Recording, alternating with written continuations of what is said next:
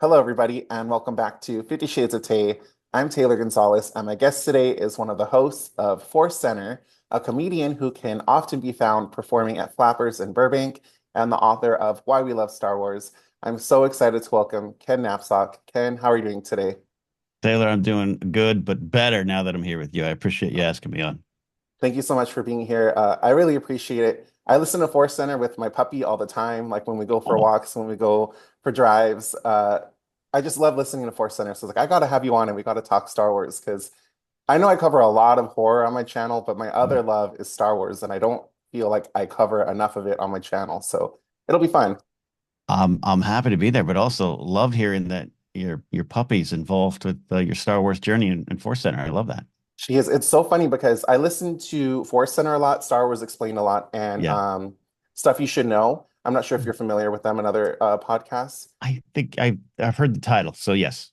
but Yeah, it's so funny because I feel like if she were to ever hear the people in real life, she would know who they were just from hearing their voices so much.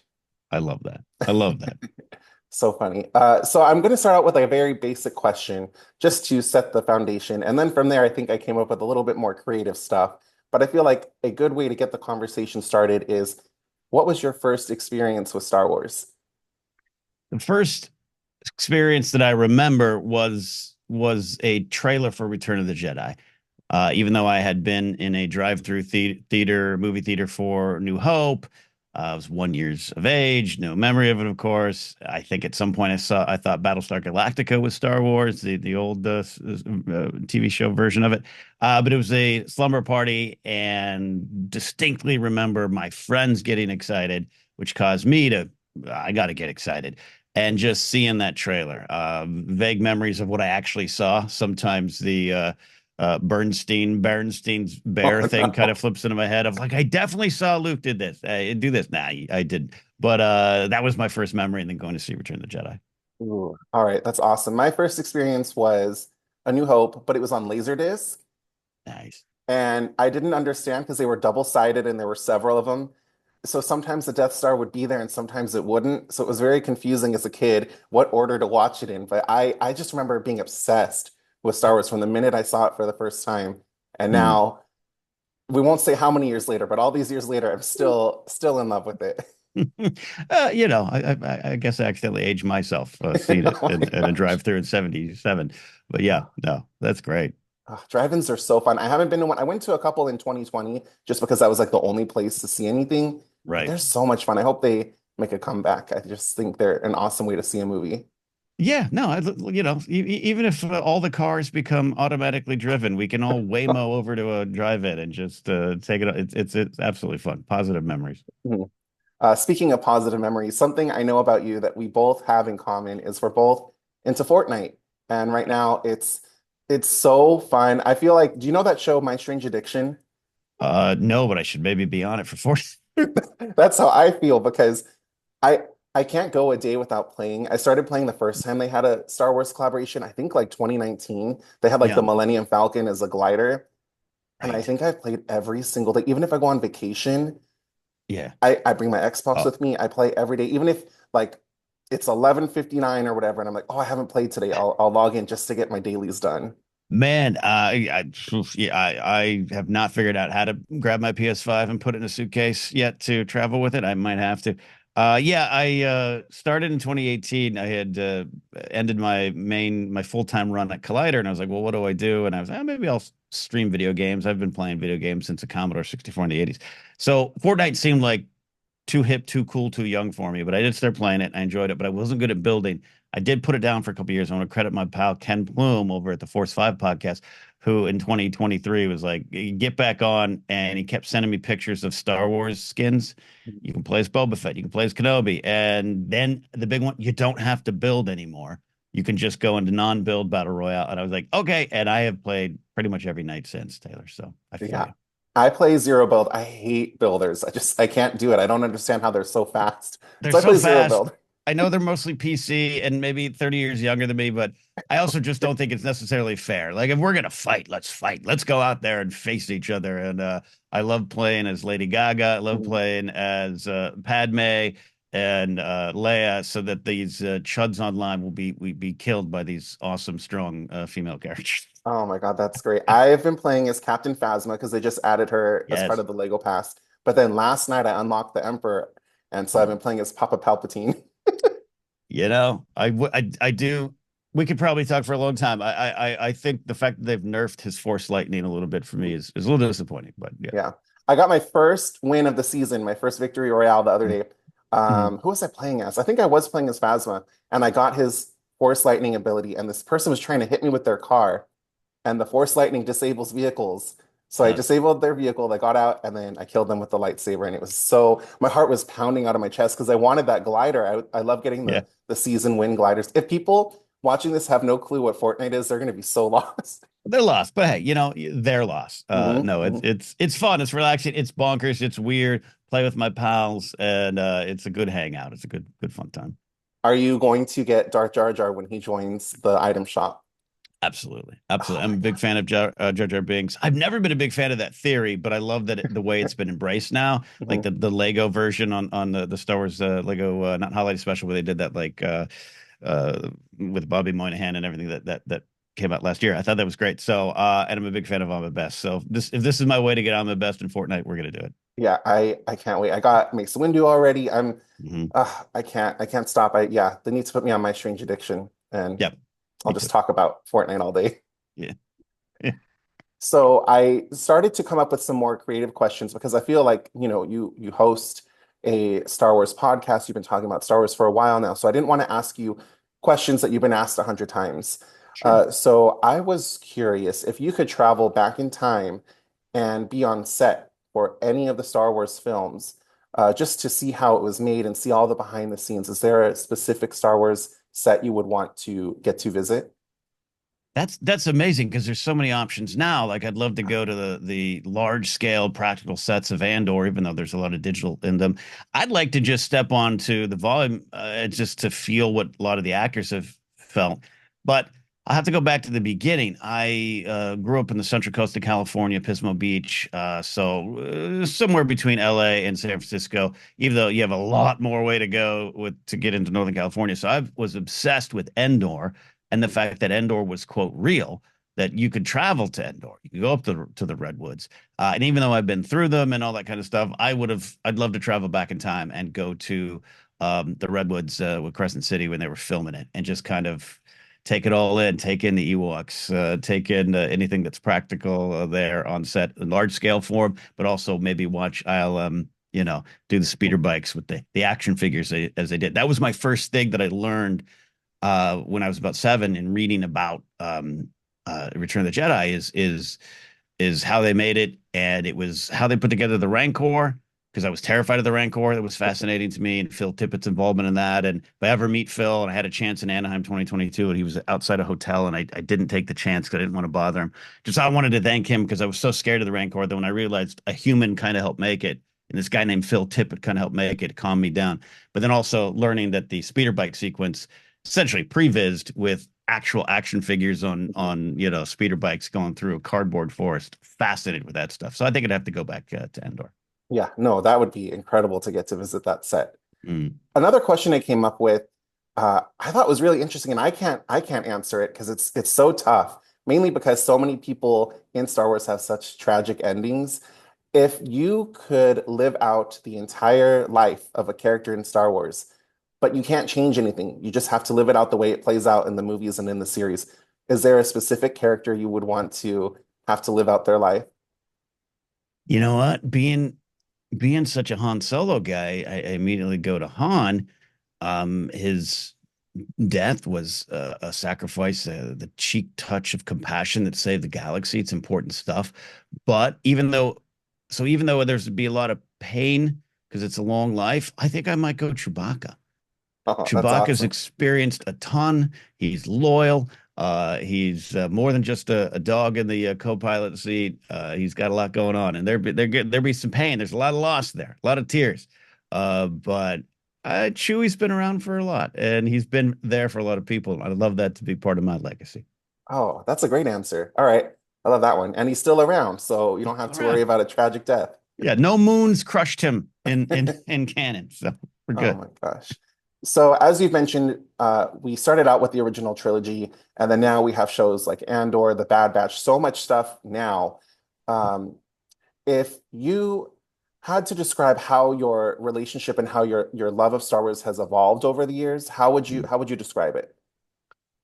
It's gotten deeper. It has gotten to a level where I see what's there for all of us. I see what's there for me, and I don't stop on the surface as much. Meaning, coming up as a kid, it was fun, it was exciting, it was myth, it was all those things. There was lessons to be learned, but you weren't ruminating on them at 8.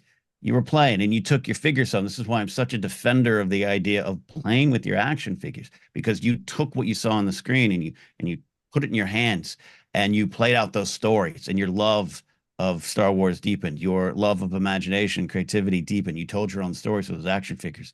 That's why I think it's important to hold on to that. But over the years, I went through my period where I always loved Star Wars, but we took our shots at it. It's kind of silly. It's not as cool as it used to be. I grew up in the 80s where being a nerd actually meant you were cast aside for this. I was mocked for wearing a Star Wars shirt to school. That kind of era a lot of us came up in. And I had it pretty easy compared to other people, to be clear. But over the years, from 2014 on, when I started talking about Star Wars at a professional level, places like Collider and Screen Junkies and Force Center, it was learning what's there for me, but more important, learning what's there for other people, Hmm. and making sure the table is big and wide for the Star Wars fandom to come together to talk about that and pull things from it. And I love the late Carl Weathers in one of those Disney galleries for Mandalorian season 1, talking about the lessons of Star Wars are always there. And I'm paraphrasing him, but they found him when he needed it later in his life, and they found me when I needed him too, where it was more than just, oh, I didn't like what George did there in the special editions. It was like, well, what's the art Hmm. saying to you? What is the artist talking to you about? And that's changed over the years, and I'm grateful for that. Oh, that's great. So we recently just had several announcements of upcoming projects from Ahsoka season 2, the Mandalorian Grogu movie, which the trailer I'm still waiting for, Sean Levy's Starfighter with Ryan Gosling, and then we also have the Maul Shadow Lord. Which of these projects are you most excited for? Ooh, I mean, I'll cheat and say all of them, but they all have their own little kind of purpose for me. Like Mandalorian Grogu, I think is a great choice to get us back into theaters. It's a safe choice in a good way, meaning Mm, like we got something that's worked. We got something that can be made a little cheaper, and the film industry is struggling. Theaters are struggling. Let's do this. I actually agree with it. I'm intrigued, and very much intrigued by Maul Shadow Lord, and what the animation team will do with that. Because Bad Batch might be my favorite Disney era streaming show in the last 5, 6 years. But I will say I'm a big fan of the idea of a new Jedi Order film with Ray Skywalker at the lead, and Sharmina Ben-Chinoy directing that, taking her real life documentary experiences and the topics and things she covered, and applying it to narrative and applying to Star Wars. And she's done narrative before, so she knows what she's doing. I just like the idea of going forward, not necessarily with a 10, 11, and 12. And I know Kimberg's working on some stuff, and that might be a new trilogy for a new generation of fans. But to get the chance to move forward with this character, Ray, possibly some others that we know, but Ray, get a chance to move forward like we didn't in the early 90s or the mid 90s. If George had come back and said, guess what? I'm doing 7, 8, 9 in 1993. Number one, I don't think they'd get Harrison, but if they'd come back, that would have been fascinating. But we didn't get that chance because George waited and George went in another direction. The prequels that I love, but to come back 10 years after with Ray, or 10 plus years after with Ray, and see what this character is at this point in her life, I'm excited for that. All right, I think I'm most excited for that one, but I'm Mm, also most nervous for that one just because it's taking a while and I'm just yeah. Star Wars has a history of announcing things and then we don't see them for a long time. So I'm going to change my answer to The Mandalorian and Grogu only because that's filmed and Mm-hmm. there's allegedly a trailer for it and it's next Yep. year. So I'm going to put that only because it's like the most within reach. Yep. The one I'm most like worried about is Starfighter only because I love Ryan Gosling in everything he's in from Barbie to Drive, like everything. But whenever they put someone really famous in Star Wars, like when they put Jack Black and Lizzo in season 3 of Mandalorian, it takes me out of Star Wars Mhm.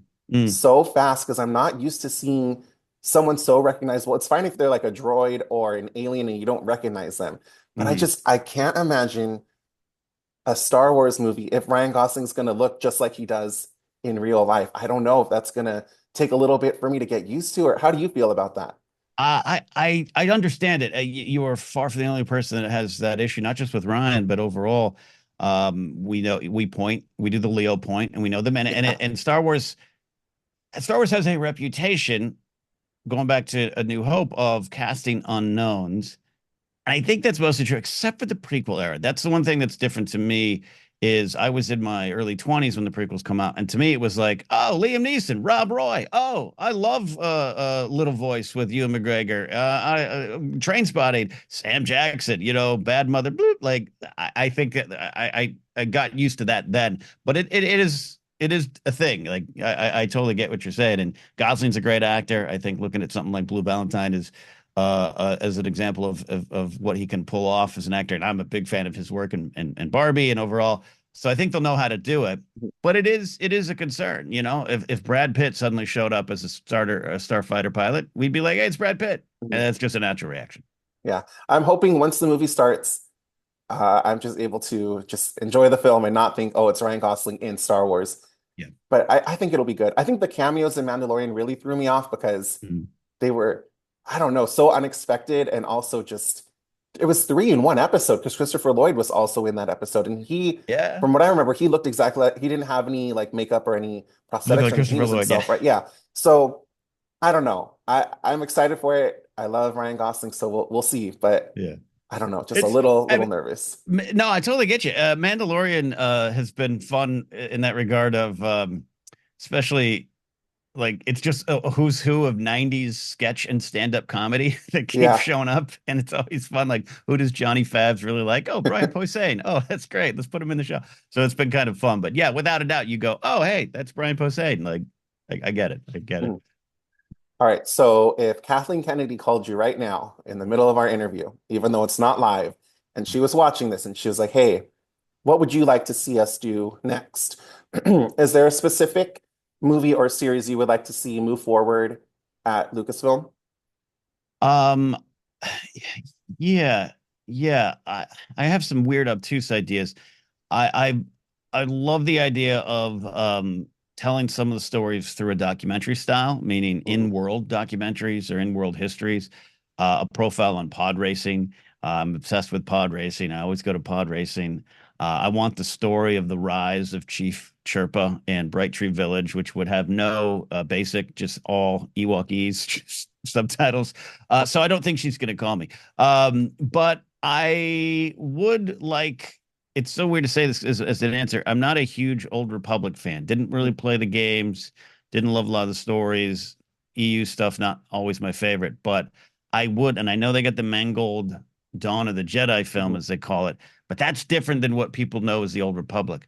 Let's finally do that. Mhm. Let's do it. And I know maybe there was the rumors of Dan and Dave coming over from GOT to do that until the Netflix deal pulled them away. But let's do a series of films or show or something back there and just kind of establish what it is once and for all. Mhm. We got the extended universe, expanded universe, legend stuff. But what can we do now and get a bunch of creators and let's just do it. Mhm. Everyone's wanted it, so let's do it.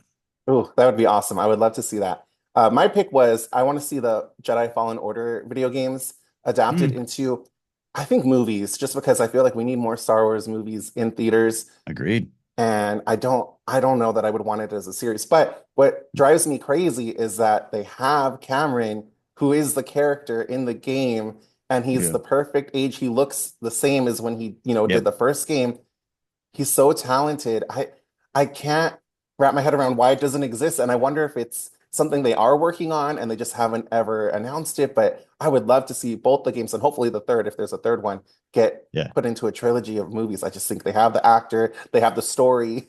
No, it's great stuff. And you're right. No, I share that kind of frustration with the character of Iden Versio because you have Janina Gavankar. I haven't been years since I talked to her, but we had mutual friends. She's great. She's wonderful. She loves Star Wars and a wonderful performer and gives it all into that character in the Battlefront 2 storyline. I love that storyline. I love Iden Versio. And I'm always like, she should be in Mando season 3. She should be in the Ooh, movie. She should be like, where is she? Where is she? yeah. So Ah, I'm with you. yeah, that'd be great. Mm, All right. So I think that might be all of the Star Wars questions I have. But while I have you here, I did want to talk to you about your stand-up because I sure. mentioned in your intro that you're consistently at Flappers, which I love Flappers, by the way. It's right by my favorite theater, the AMC Burbank 16. Yeah. So I was wondering, how did you get your start in stand-up? Sure. I moved to LA way back in 1998 for the pretty much the express purpose of joining the Groundlings and doing sketch comedy, which is a famous sketch troupe, sketch and improv troupe here in Los Angeles. So I went through 4 years of training, got to work with wonderful people like Kristen Wiig and Mikey Day and so Nassim Pedrad and people like that who went on to SNL. But it wasn't in the cards for me after 4 years. I didn't continue on in their system, and I was bummed and I was depressed, and it was the reason I had moved to LA. But two friends of mine, Peter Sprite and Brian Keith Etheridge, uh, great comics, and Brian Keith went on to become a producer and actually was producing live action shows in the Ukraine when the invasion started, had to escape to Poland. Dramatic stuff. Great people. Love these guys. They pulled me aside and just said, try stand up. So in 2003, I started in the comedy store in the Belly Room, and it's been an on again, off again relationship with it. I quit for a while, quit for twice, two times. I quit twice. And stand up's about finding yourself and finding your voice, and sometimes my worst anxieties come out on stage. And so it took years to get, I think, the life experience for me to do it. Other people pick it up really fast. You watch someone like Taylor Tomlinson and doing great work so young and so early. And some people like me, and I'm not comparing me to Rodney Dangerfield, but Rodney Dangerfield didn't become Rodney Dangerfield until like he was 52. And the last 5 years of my comedy career have been the better versions of me as a stand-up. So that's where it began, and it's kind of it began again, I should say, in like 2021. Oh, nice. So what is your favorite thing about performing stand-up? Mm, the fear, the pain, Oh, the no. suffering. It is those moments when you truly connect with an audience. It seems it's not just about even the laughter. You can get laughter that has no connection behind it, but when you're up there, no matter the size of the room, I've been in front of sold out Hollywood improv crowds of 220. I have been in front of five people, and the five people shows sometimes are the best. It is the connection, it is the eye contact, it is the energy.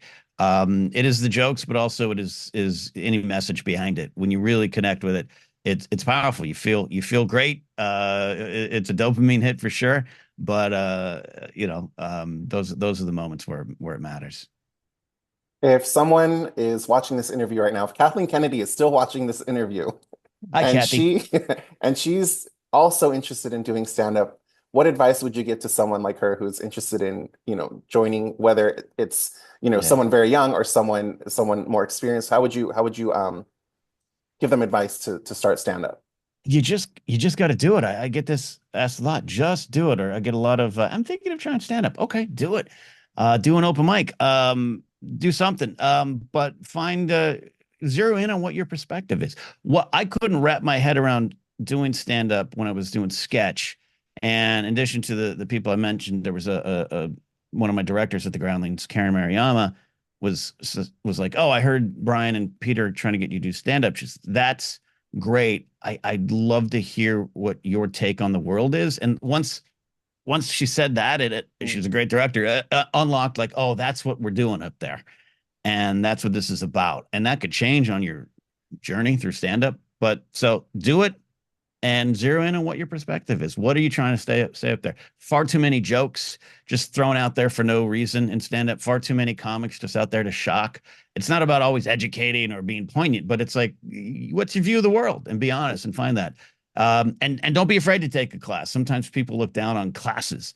There's a lot you got to learn about structure and joke structure, or how to be on stage, how to move the microphone, how to move it back. There's all those kind of things that you do need to learn. that you either learn through time or you can go take a class to get jump started. But the biggest thing is do it, as Palpatine would Yes, say. I was just gonna say, oh my gosh, I don't know that I could ever do stand up, but I do moderate a lot of Q&As for movies. I Mhm. just did one for Peter Pan's Neverland Nightmare, The Death Oh of yeah. Snow White, and the last few, I've been kind of incorporating some of my own jokes and my own humor into them instead of just, a straightforward Q&A. Yeah. I'm like, oh, when the audience laughs, it's pretty fun. It's pretty nice, like to know that you, I don't know, had people react to something you said, like in a positive way. It's the greatest feeling, which also means it's the not so great feeling when you don't connect. And those moments happen. I Mhm. my last couple shows, I've been a lot going on in my life. I probably wasn't mentally in the right spot to take the stage. But not great shows, and it reminds you, oh yeah, this is a high wire act. But no, I agree with what you're doing, and even Q&As and even moderating. It's a form of entertainment. It doesn't mean you're there to dominate and take away from the guests, but you're Right. there as a group with the audience. You got to do something. Mhm. I appreciate that in moderators. Yeah, it's been pretty fun. But I Yeah. do know you have a show coming up at Flappers May 30th. Did you want to talk a little bit about that? Sure, yeah. Flappers, there's a lot of great comedy clubs in LA. Flappers is one of the ones that open their doors to me in a regular way. So I love performing there. And on May 30th, Mark Ellis and I, my pal, a lot of you might know Mark from Rotten Tomatoes and the Schmoes days and Collider days. Uh, One of my best buds, and we go on the road together. He usually headlines my feature for him, but we're doing a co-headlining show followed by a comedy press conference. It's just basically a Q&A, but I like to run it like a post-game press conference for comedians. And it's a lot of fun. So yeah, come on out if you're local. It's a fun time. It's in the Yoo-Hoo room, which is the smaller of the rooms, but it makes for a better kind of more intimate connection when you squeeze about 70 people in there. Oh my gosh, that'll be awesome. And if people are interested in getting tickets, where can they go for that? You can always check my website, kennapzok.com, or the Flappers website, flapperscomedy.com. Awesome, awesome. Well, Ken, I really appreciate you taking time out of your day to be here. We're recording this the day that Andor ends, which is crazy to me. I've been counting down the hours ever since I woke up this morning. I've been Mm. telling my boyfriend, okay, we have 12 hours. Okay, we have 11 hours. I'm gonna play Fortnite as Papa Palps right now with his sneakers on Yes. Oh until yeah. Andor ends. Yep, yep. Yeah, I put the bunny slippers on my character sometimes too. Yeah, big day. I'm excited for it. I'm excited, which is weird to say for a show that has a lot of tragedy and death, but I'm Yeah, excited. yeah, yeah. Oh, well, enjoy and thank you so much for being here. I hope you have a great rest of your day and may the force be with you. Thanks, Taylor. Bye.